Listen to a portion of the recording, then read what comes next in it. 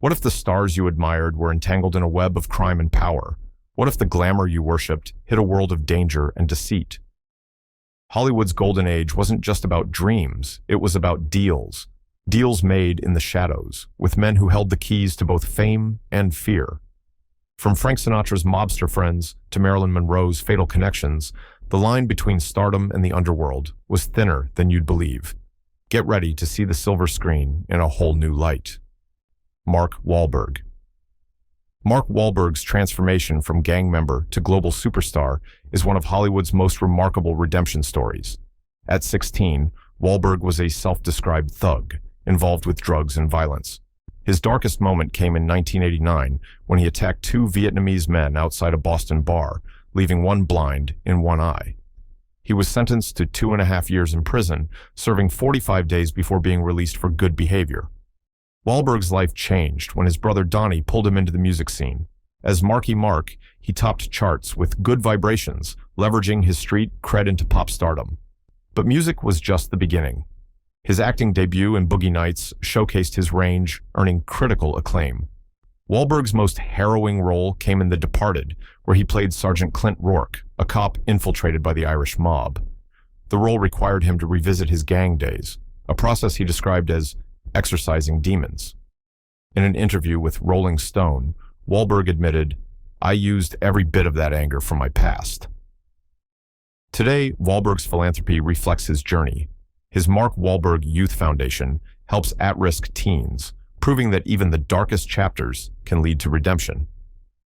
Liza Minnelli. Liza Minnelli's life has been a whirlwind of glamour and controversy, much like the characters she's portrayed on screen.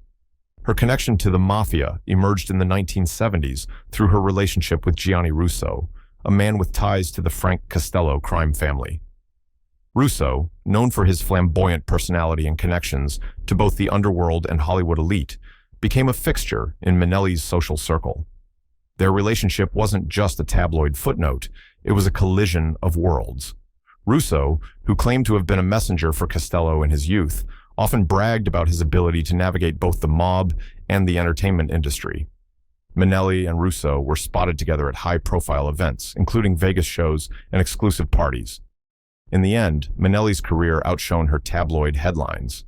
Her Oscar-winning performance in Cabaret in 1972 remains a testament to her talent, even as her personal life remained a tapestry of intrigue and excess. Wayne Newton. Wayne Newton's velvety voice and charming persona made him a Vegas legend, but his rise to fame intertwined with the shadowy figures of organized crime. In the 1980s, Newton admitted to crossing paths with Guido Penos, a reputed member of New York's Carlo Gambino crime family. Their encounter wasn't just a chance meeting, it was part of Newton's complex relationship with the underworld. Rumors swirled that Newton's co-ownership of the Aladdin Hotel, later Planet Hollywood, positioned him as a mob frontman. The hotel became a hotspot for mob activity, with Newton allegedly turning a blind eye to the dealings that took place behind closed doors. The situation took a dangerous turn in 1980 when Newton was named as a government witness in the trial of Penos and fellow mobster Frank Piccolo. Facing death threats, Newton was placed under FBI protection, wearing a bulletproof vest during court appearances. Jane Mansfield. Jane Mansfield's hourglass figure and sultry persona made her a 1950s sex symbol, but her private life was entangled with the Colombo crime family. Her connection to mob underboss Sonny Franzese began at the Latin Quarter nightclub, where Mansfield performed in 1955. Franzese, a regular at the club, was captivated by her allure. Their relationship wasn't just a tabloid romance, it was a dance with the devil. Franzese, known for his temper and loyalty to the Mafia, allegedly threatened Mansfield's husband, Mickey Hargitay, during their brief marriage. "If he shows up here, there'll be trouble," Franzese warned club owners. Mansfield's fascination with Franzese was short-lived, but their encounter highlighted the era's underworld glamour. In her autobiography, The Autobiography of Jane Mansfield, she described Franzese as a man who lived by his own rules just like the characters I played. While their relationship ended without scandal, it remains a footnote in Hollywood's tangled history with organized crime, a reminder that even the brightest stars sometimes flirt with the darkness. June Lang. June Lang's career as a 1930s film star was marked by grace and beauty, but her personal life took a turn into the underworld when she married Johnny Rosselli, a capo in the Chicago outfit. Their 1939 wedding was a Hollywood fairy tale until reality set in. Rosselli's dual life as a mobster and film producer created a paradox. By day, he hobnobbed with studio executives. By night, he ran gambling operations and extorted unions. Lang, with her blonde hair and blue eyes, was the perfect arm candy for a man who needed to project respectability. But Lang claimed ignorance of Rosselli's true profession, a claim that strains credulity. Rosselli's ties to the Mafia were no secret in Hollywood, yet Lang maintained she knew nothing until their divorce in 1943. "I married a stranger," she later wrote in her memoir, My Hollywood Life. After their split, Lang distanced herself from the scandal, focusing on her career. Yet the marriage remains a testament to how organized crime infiltrated even the most unexpected corners of Hollywood. Cary Grant. Cary Grant's suave sophistication made him the epitome of Hollywood glamour, but even his impeccable image had a dark undercurrent. According to Hollywood and the Mob by Tim Adler, Grant received career-boosting assistance from the Chicago outfit in the 1930s. The connection began with Frank Nitti, the outfit's underboss, who allegedly strong-armed studio executives into casting Grant in key roles. Grant's rising star owed as much to Nitti's influence as to his charm. Grant's ties to Bugsy Siegel added another layer to the mystery. The two were spotted together at Siegel's Flamingo Hotel, where Grant gambled heavily. Rumors suggested Siegel provided Grant with loans to cover his losses, creating a bond of obligation. While Grant never publicly acknowledged these connections, his career benefited from the Mafia's reach. His ability to navigate this shadowy world without scandal speaks to his genius for reinvention. In the end, Grant's legacy remains untarnished, a testament to Hollywood's power to transform even the darkest ties into golden opportunities. Bing Crosby. Bing Crosby's wholesome image as the king of holiday music masked a darker side, his obsession with gambling and the mobsters who enabled it. Crosby's frequent visits to mob-controlled casinos in Las Vegas and Reno put him in close proximity to figures like Bugsy Siegel and Mickey Cohen. His gambling debts led to rumored connections with the Carlo Gambino crime family. In the 1950s, Crosby was forced to pay a $110,000 debt to mobsters after a losing streak, a sum that nearly ruined him financially. Frank Sinatra intervened, helping Crosby navigate the dangerous waters of organized crime. Crosby's relationship with the Mafia wasn't just financial, it was social. He golfed with mobsters like Tony Accardo and attended parties where the line between entertainment and crime blurred. His 1947 drunken encounter with gangsters in a Los Angeles hotel room, where he narrowly escaped a rival mob hit, underscored how deep his ties ran. Jean Harlow. Jean Harlow's rise from struggling starlet to Hollywood icon was fueled by a controversial loan from Abner Willman, a mobster linked to the New Jersey Mafia. In 1930, the 19-year-old Harlow borrowed $500,000 from Willman to secure a contract with Columbia Pictures. Willman, known as the Al Capone of New Jersey, didn't stop at financing Harlow's dreams. He became her protector and advisor, ensuring her path to stardom remained unobstructed. Harlow's subsequent roles in films like Public Enemy and Red Dust cemented her image as the quintessential gangster's girlfriend, a stereotype she both embraced and transcended. Their relationship ended tragically when Harlow's second husband, Paul Byrne, committed suicide in 1932. Willman's influence faded, but Harlow's career soared. By the mid-1930s, she was one of MGM's top stars, her platinum blonde hair and brazen persona making her a symbol of pre-code Hollywood. Harlow's early ties to Willman remained a footnote in her legend, a reminder of how ambition and crime could intertwine in the pursuit of fame. Her death at 26, officially from renal failure, added to the mystery, leaving speculation about whether her past caught up with her. Tony Bennett. Tony Bennett's golden voice and elegant stage presence made him a jazz legend, but his early career was propelled by alleged financial backing from organized crime. According to Jazz Times and Bennett's biographer David Ivanir, the singer's rise coincided with investments from figures linked to the Profaci crime family.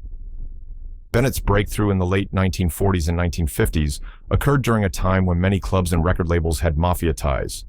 His willingness to perform in mob-owned venues like the Copacabana and the Sands kept him in the spotlight, and in the mafia's good graces. In the late 1970s, Bennett's life took a dark turn when he became involved with a woman linked to Anthony Spilotro, the Las Vegas mob boss. The affair ended violently when Spilotro confronted Bennett using a phone book to assault him, a moment that reportedly sparked Bennett's decision to enter rehab, Liza Minnelli. Liza Minnelli's life has been a whirlwind of glamour and controversy, much like the characters she's portrayed on screen. Her connection to the mafia emerged in the 1970s through her relationship with Gianni Russo, a man with ties to the Frank Costello crime family. Russo, known for his flamboyant personality and connections to both the underworld and Hollywood elite, became a fixture in Minnelli's social circle. Their relationship wasn't just a tabloid footnote, it was a collision of worlds. Russo, who claimed to have been a messenger for Costello in his youth, often bragged about his ability to navigate both the mob and the entertainment industry. Minnelli and Russo were spotted together at high-profile events, including Vegas shows and exclusive parties. Russo's memoir, My Life in the Mob and Hollywood, details their escapades, including a notorious threesome involving a Vegas showgirl, a story that blurred the lines between myth and reality. Minnelli's willingness to embrace Russo's wild lifestyle raised eyebrows, but it also highlighted her penchant for living on the edge. In the end, Minnelli's career outshone her tabloid headlines. Her Oscar-winning performance in Cabaret remains a testament to her talent, even as her personal life remained a tapestry of intrigue and excess. Frank Sinatra.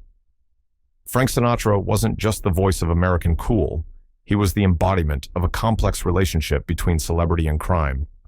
Sinatra's ties to the mafia ran deep, nurtured in the streets of Hoboken, New Jersey, where his parents rubbed elbows with gangsters like Lucky Luciano and Meyer Lansky.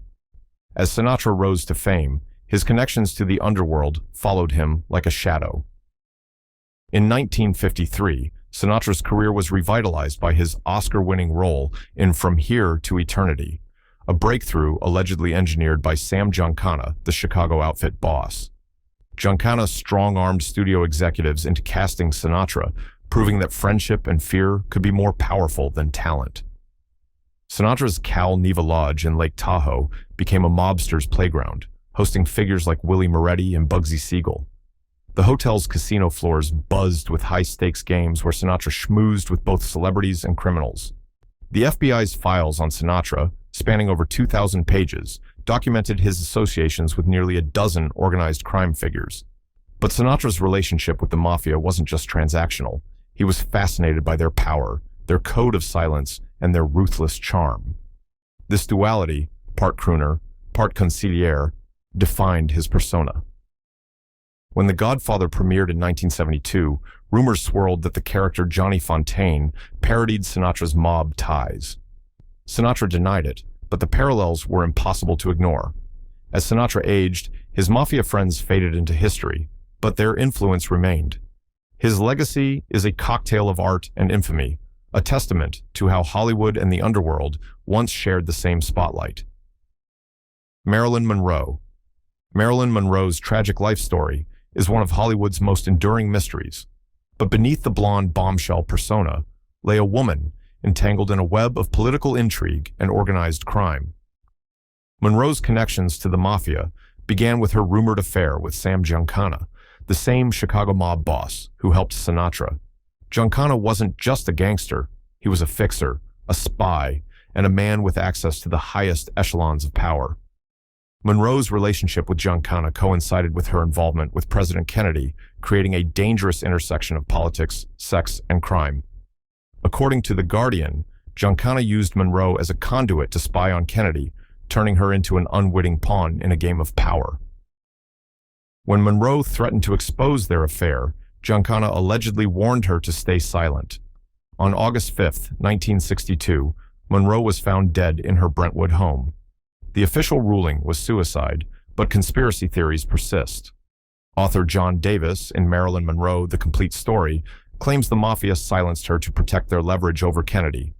The FBI's files on Monroe, released decades later, reveal surveillance of her movements and phone calls, hinting at a deeper cover-up. Monroe's death remains one of Hollywood's greatest unsolved mysteries, a reminder of the dangers of crossing the line between glamour and power. Al Pacino. Al Pacino's transformation into Mafia royalty began with The Godfather in 1972, a film that redefined cinematic storytelling. But Pacino's portrayal of Michael Corleone wasn't just acting. It was informed by real-life encounters with organized crime. During filming, Pacino spent time with members of the Genovese family, observing their mannerisms and speech patterns. The production itself was plagued by Mafia interference. Joe Colombo, head of the Colombo crime family, demanded Paramount remove the word Mafia from the script, fearing it would stigmatize Italian Americans. The studio agreed, but Colombo's influence extended beyond semantics. Actor Lenny Montana, who played Luca Brasi, was a former enforcer for the Colombo family. His authenticity on set wasn't accidental, it was a product of his past. Pacino's immersion into the role was so intense that he reportedly adopted the Corleone family's code of silence. In The Godfather Part 2. In 1974, his scenes with Robert De Niro required no rehearsal. Their chemistry was born of mutual respect for the underworld's brutal logic. Pacino's later roles, such as Scarface and Heat, continued to blur the line between performance and reality.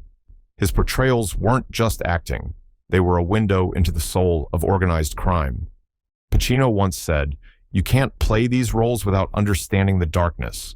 For him, that meant staring into the abyss and surviving. Mickey Cohen.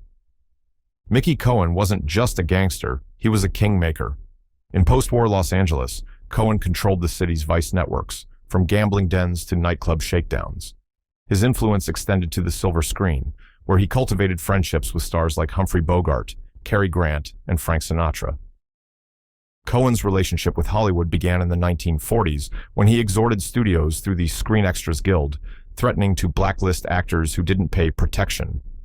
His memoir, In My Own Words, details how he strong-armed Howard Hughes into promoting his girlfriend Jane Russell in The Outlaw in 1943.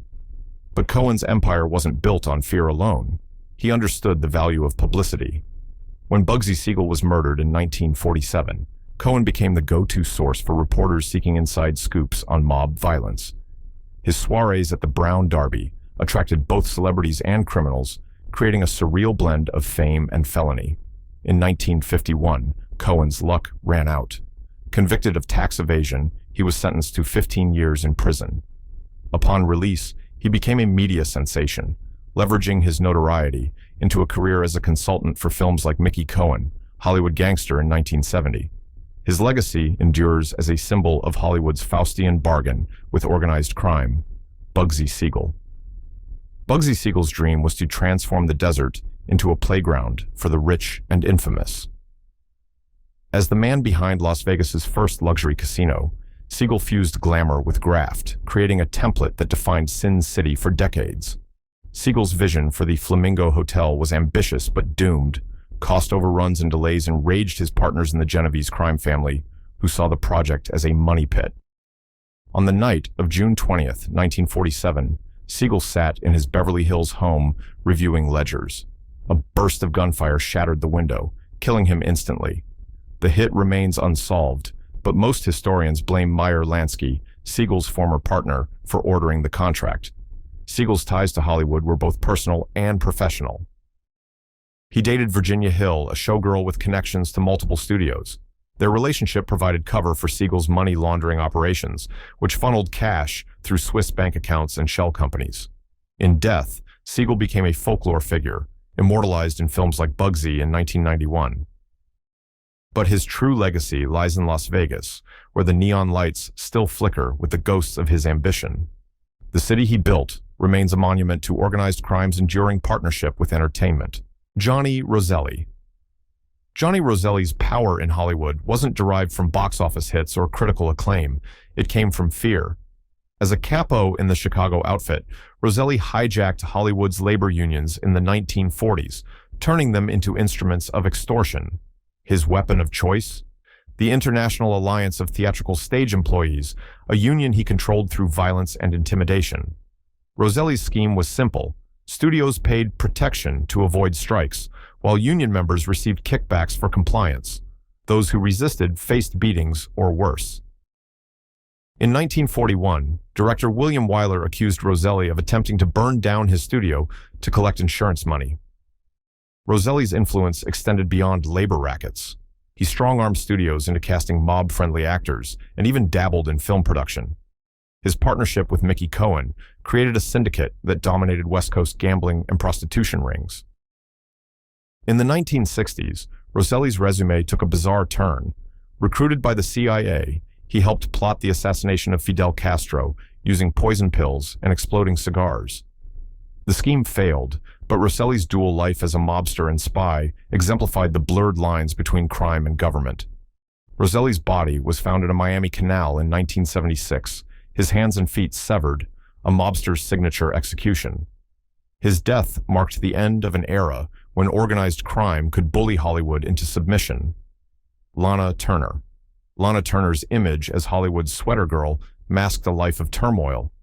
Her seventh marriage, to Johnny Stompanato, a mob enforcer linked to Mickey Cohen, unraveled in 1958 when Stompanato was found stabbed to death in Turner's home. The killer? Turner's 14-year-old daughter, Cheryl Crane, who claimed self-defense after Stompanato threatened her with a razor. Stompanato's death sent shockwaves through Hollywood. The media painted Turner as a victim, but whispers persisted that the killing was a Mafia hit. Stompanato's associates alleged that Turner's refusal to marry him triggered the murder, a theory supported by the fact that Stompanato carried a contract killer's fee in his wallet the night he died. Turner's career never fully recovered. Studios distanced themselves from the Scarlet Woman image, and her subsequent roles lacked the luster of her earlier triumphs. In her autobiography, Lana, the Lady, the Legend, and the Truth Turner admitted she regretted involving herself with Stompanato, calling him a demon from my past. The case remains unsolved, but it underscores how Hollywood's golden age was shadowed by violence and betrayal. Turner's tragedy wasn't just personal, it was a microcosm of the industry's dark underbelly. Joe Pesci. Joe Pesci's career as one of cinema's most terrifying tough guys wasn't born in acting classes. It was forged in the streets of New Jersey. Growing up in a working-class family, Pesci spent his teens observing the local mobsters who frequented his family's restaurant. These men became his unwitting teachers. Pesci's breakthrough role in Goodfellas in 1990 drew directly from his childhood, the funny how. The scene, where his character Tommy DeVito terrorizes a friend, was inspired by a real mobster Pesci knew. He used to ask people, "What's so funny, just like that?" Pesci recalled in Total Film magazine. His authenticity wasn't lost on the real thing. Henry Hill, the Goodfellas memoirist, praised Pesci's performance as 95% true to life. Even Michael Franzese, former underboss of the Colombo crime family, admitted that Pesci's portrayals mirrored the men he knew. Pesci's method acting extended to Casino, where he played a mob enforcer based on Anthony Spilotro. To prepare, Pesci spent weeks with Spilotro's associates, studying their tics and speech patterns. The result was a performance so convincing that Spilotro's own brother called it creepy accurate. Today, Pesci's legacy is one of unmatched authenticity. His characters aren't just roles, they're time capsules of the Mafia's golden age, preserved in celluloid. Josh Brolin. Josh Brolin's journey from surf rat to silver screen legend is a tale of redemption. As a teenager in Southern California, Brolin joined the Saito Rats, a surf gang known for its violent streak. "We stole stereos, sold drugs, and partied hard," Brolin told The Guardian in 2018. His descent hit rock bottom when he was arrested for assaulting a police officer during a bar fight. Brolin's brush with the law wasn't just a youthful indiscretion, it was a wake-up call. Facing potential jail time, he channeled his rebellious energy into acting. His breakout role in The Goonies showcased his talent for tough guy charm, a trait honed during his gang days. In American Gangster, Brolin portrayed Dennis Rodman, a corrupt cop entangled with drug lord Frank Lucas. The role required him to embody the moral ambiguity of a man straddling the line between law and crime, a duality Brolin understood intimately. Brolin's past resurfaced in 2018 when he portrayed Thanos in Avengers: Infinity War. While promoting the film, he joked, "At least this time, I'm the villain everyone sees coming." His ability to transform darkness into art remains his greatest superpower,